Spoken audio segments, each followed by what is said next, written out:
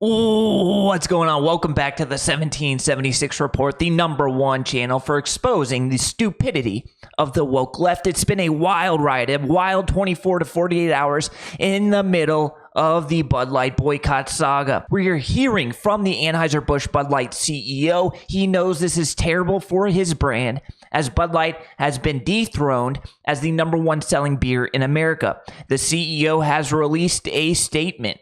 I wonder if he apologized.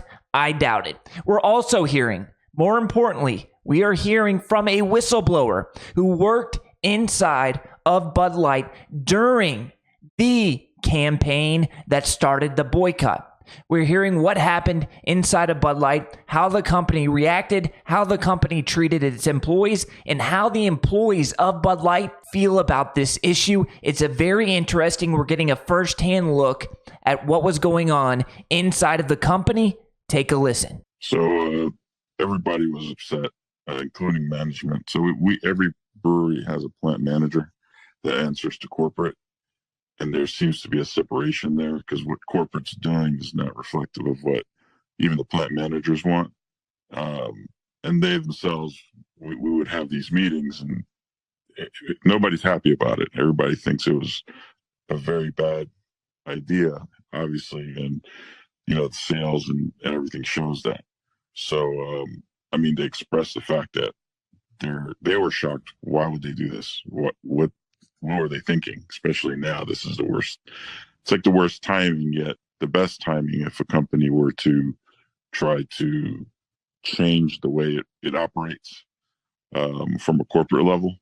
So that's just my opinion, and many of us are talking about that, like they planned it in a way, like a strategic destruction of Bud Light. So when the company was bought over by InBev, a lot of things changed. When it was owned by Anhueser Busch, it's an American brand, and one of the, I don't know if it's the only companies that pays extremely well with benefits, things of that nature. When InBev bought it over, they didn't like that. So they've been trying to get rid of many benefits of working for an American company like Anhueser Busch, and they just can't because we have a strong union. Bud Light has been failing for many years. We've talked about that for many years. The numbers have just, little by little deteriorated. And it feels like they said, let's put this nail in the coffin. And now we have a lot of layoffs, a lot of loss in production. It would be easy for them to restructure, let's say, pay or contracts, which we have a contract coming up, in a way that, well, we don't have the business anymore. We're forced to change these things. So majority of the pay that we make is on overtime, which is the weekend work. We get paid, time and a half, double time. Everyone there makes 3 figures. So, I'm sorry, 6 figures. That's, it's a very well paying job. The plant runs 24/7. The only time it does not run is on Christmas and on Thanksgiving. For the last 6 to 8 weekends, there has been no production, meaning we have 10 lines that run constantly, 5 can lines, 4 bottle lines, and the keg line. They have all been off, no weekend work. And that's what I tell you, that's unheard of. We've never seen it before. We've lost about 900,000 barrels of beer at the end of April. And that equates to, every barrel is 31 gallons of beer. So the Houston brewery alone lost 200,000 barrels of beer of production. So there's no work. There's no beer to make because no one's ordering it. Damn. All I can say is damn. That is some pretty interesting stuff. I do disagree with him on a couple of points. Number one, I don't think this was an intentional undermining of the employees at Bud Light.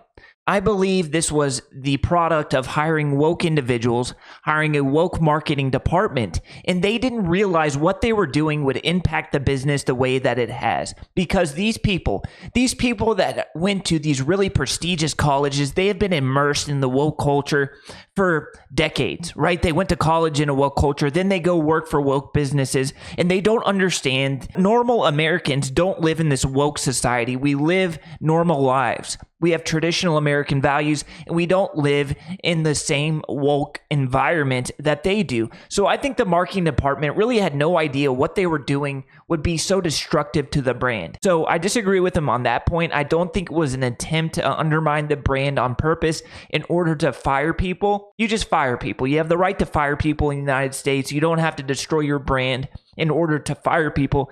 So that really doesn't make much sense. But what he said about no production on the weekends, no production over the last couple of weeks because nobody is buying Bud Light, that is pretty interesting, pretty damning. A company that has really been destroyed by woke employees. I say it all the time on the channel. You just cannot hire woke employees. They will destroy your brand. He said when the company was bought over by InBev, a lot of things changed from when it was owned by Anhueser Busch. You know, it's an American brand. Anhueser Busch was an American brand. It was formed in St. Louis, Missouri in the 1800s. InBev bought it.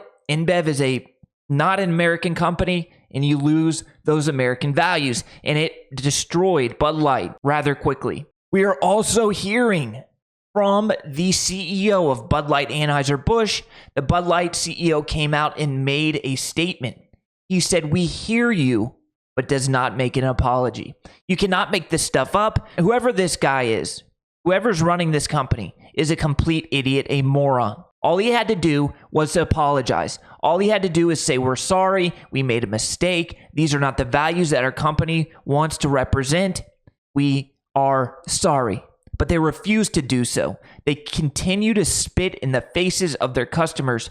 In a post titled "Anhueser Busch Announces Support for Frontline Employees and Wholesale Partners," Whitworth said, "We recognize that over the last 2 months, the discussion surrounding our company and Bud Light has moved away from beer, and this has impacted our consumers, our business partners, and our employees. We are a beer company, and beer is for everyone," he continued. So he continues to go woke. Whitworth announced 3 important actions to move the company forward, including investing to protect the jobs of our frontline employees. Okay, good. And providing financial assistance to our independent wholesalers to help them support their employees. So he knows, the CEO knows, that these wholesalers are in big trouble because nobody's buying Bud Light. The sales are in the toilet, and if there's no sales, then the wholesalers have no product to deliver. All right, here's the interesting point. Here's the interesting part of this statement. To all our valued consumers, we hear you. Our summer advertising launches next week, and you can look forward to Bud Light reinforcing what you've always loved about our brand, that it's easy to drink and easy to enjoy. It's too late for that, Whitworth. You don't understand. It's game over. Unless you come out, and it's probably too late for this, but unless you come out with a strong apology condemning what your brand did, then it's game over. Nobody's coming back. You can come out with the most patriotic ads. Every week, you can come out with a new patriotic ad, but it doesn't matter. You can come out with Harley Davidson advertisements. You can come out with camouflage cans. You can put Donald Trump's face on Bud Light. It still won't matter. People are moving on. They've already moved on. They've already switched to other brands, and they aren't coming back. Pretty interesting to see the whistleblower come out. He had to disguise his voice. I personally think he's probably still employed at Bud Light, so he's scared that he may lose his job. Now, they said it was a former employee. I'm not buying that. If you were a former employee, why are you disguising your voice? Second of all, the CEO, they still don't get it. They still don't get it. Let me know what you think about this in the comments. Love you guys, and I'll catch you in the next video. Until next time, peace.